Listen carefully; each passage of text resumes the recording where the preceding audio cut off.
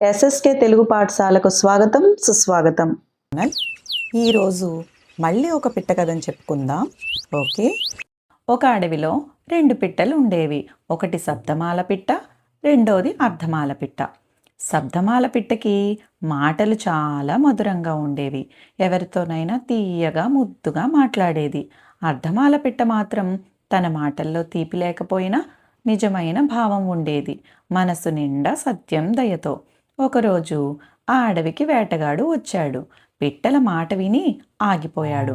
శబ్దమాల పిట్ట తీయగా పాడింది, అయ్యా దగ్గరికి రా అంటూ. వెంటనే వేటగాడు దగ్గరికి వచ్చి దానిని పట్టుకున్నాడు. మరోవైపు అర్ధమాల పిట్ట జాగ్రత్తగా అంది, అయ్యా దయచేసి జీవులపై హింస చెయ్యకు. ఆ వేటగాడు ఆగిపోయి ఆలోచించాడు. ఇది తీయగా మాట్లాడలేదు, కానీ అర్థం మంచిదిగా ఉంది.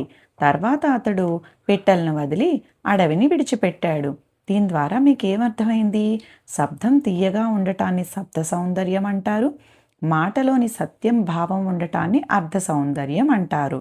ఈ రెండింటి కలయికే అలంకారాలు.